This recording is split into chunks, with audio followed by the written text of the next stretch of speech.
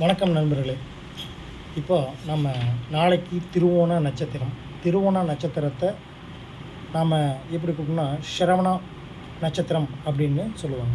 அதே மாதிரி ஷரவண விரதம் அப்படிங்கிறதையும் நாம் சொல்லுவோம்.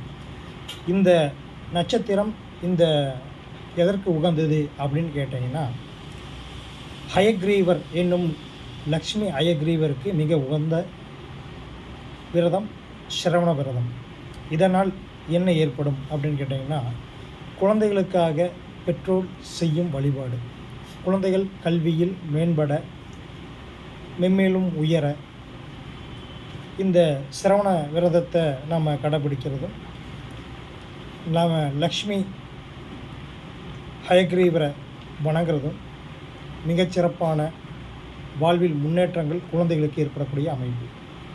அது பார்த்துக்கிட்டிங்கன்னா 3/7/2026 அந்த சரவண நட்சத்திரம் அப்படிங்கிற திருவோண நட்சத்திரம் வரக்கூடிய அமைப்பு.